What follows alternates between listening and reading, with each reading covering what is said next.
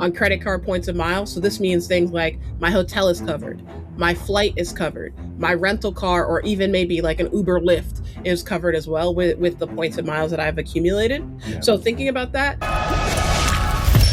Let's go into how you were able to, because I don't know, do you still travel like once a month? Because I know at one point you were accumulating so many points that you were trying to accomplish the goal of traveling once a month. Whether it was once a month or not, majority of that travel, or at least the tickets and things of that sort, was covered by the cards. With you kind of making the changes like you just did with canceling cards, does that affect your goals? Is like the travel or anything like that? If anything, it's sped up the amount of travel and the type of travel I'm able to do.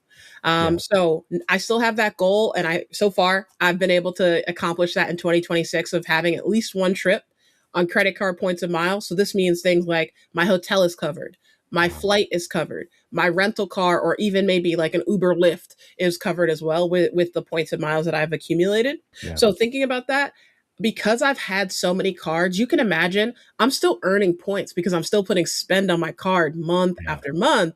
So those points, even though I'm spending them, they're accumulating just as fast because of the way that I'm traveling and things like that. So to answer Yeah. your question, the bucket and the pool of points and miles I have is relatively unchanged from year to year because it's not like I just give up on earning points and miles, right? I'm still adding to the collection of cards, and Yeah. that pool is just ever expanding. Now, you've built relationships with the likes of American Express, Chase, the list just goes on and on. Mhm. Now, throughout this journey, what would you say that people need to focus on if they want to do something similar? If they say, you know what, I'm getting cards, I want to try to get these points and things of that sort, whatever that number is for them, what type of expectations should they set as far as credit score movement and just credit card management?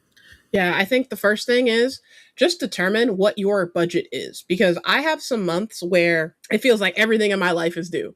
It may be my auto insurance, my homeowner's insurance, Yeah. my water bill, you know what I mean? Like I feel like all that stuff just hits me at 1 month. So, are there periods of time like maybe it's March, or July or whatever, where you have some larger expenses coming due?